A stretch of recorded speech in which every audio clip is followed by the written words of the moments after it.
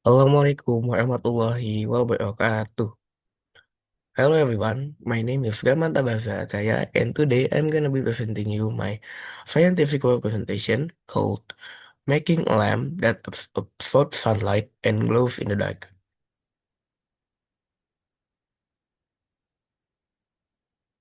First, we jump into table of contents.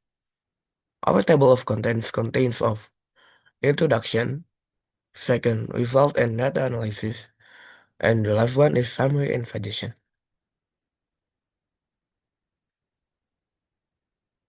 Before start, there's Islamic value about my scientific work presentation, and I'm gonna recite its translation. Allah is the light of the heavens and the earth. The example of his light is like a hole in the wall in which is a large lamp. Its lamp is in a glass vessel, and its glass vessel is like a star, lit with the oil of a blessed tree, an olive tree neither of the east nor of the west, whose oil is almost illuminating even though fire does not touch it. Light upon light, Allah guides to his light whom he wills. Allah sets forth parables for mankind. Allah is all-knower of all things. Quran Surah An-Nur, verse 35. So, what we can get from the ayah or from the Islamic value of this scientific work is even though lamb is created by human, Allah is already created his own light, which is like the sun, the star, and anything else. Okay, we jump into introduction. Background of the problem.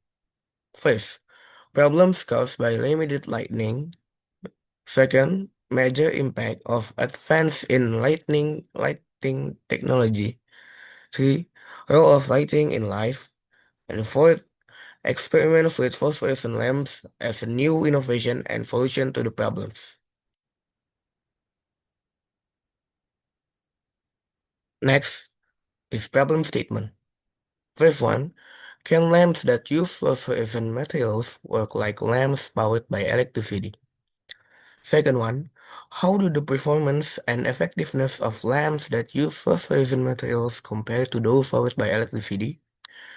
The third one, how can the application of phosphorescent material to the surface of light bulbs be optimized? And what are the advantage and disadvantage of lamps that use phosphorescent materials?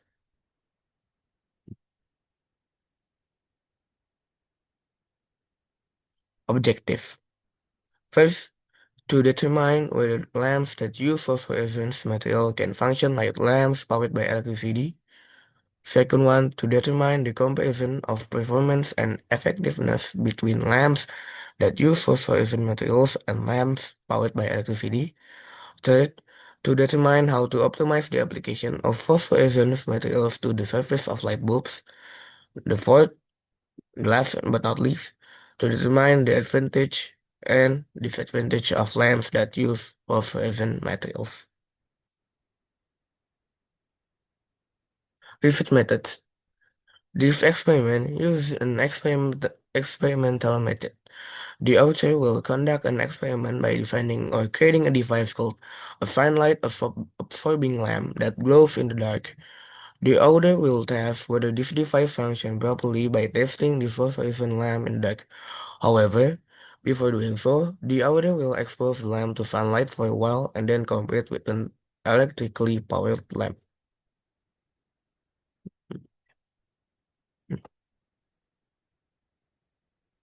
Brief history.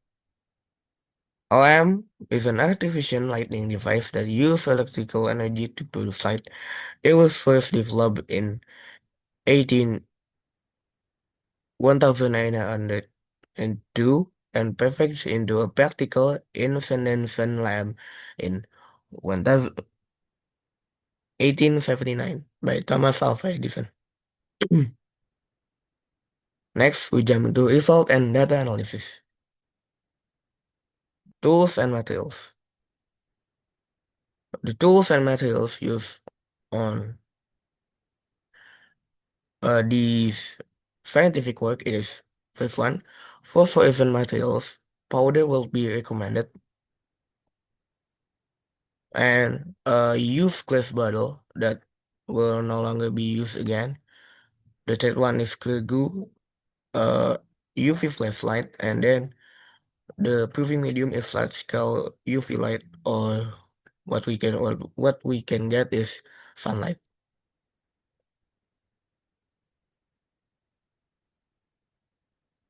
So this is the steps. The first one is we prepare all the tools and materials. The second one, we applied the clear glue to the used glass bottle on the surface, on all of the surface. The third one, we pour our material phosphorescent material into the into the surface of the glass bottle. The fourth one, we what is it? We we expose it to a UV light, whether it can be a UV flashlight or a sunlight that on the outside of the room. Next is summary and suggestion. Result. Based on the results of this experiment, we can see that by using my phosphorescent lamp design, if the lamp is exposed to UV light on either a small or large scale, it can light up within a few minutes and emit light. However, the light produced is still very dim and not very bright. This occurs due to the lack of exposure time to UV light and the nature of the phosphorescent material itself, which cannot emit light as maximally as LED lights. Conclusion. From the phosphorescent lamp that I designed, it can be concluded that the light emitted from the lamp I made works well.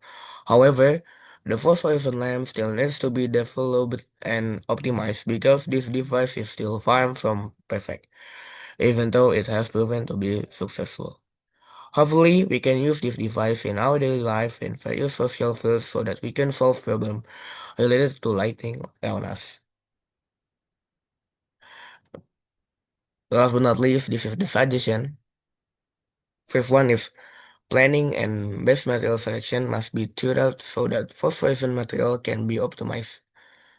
The second one is it is necessary to provide a reserve of material to anticipate obstacles during the experiment. And the third one, the process requires patience and precision for maximum results.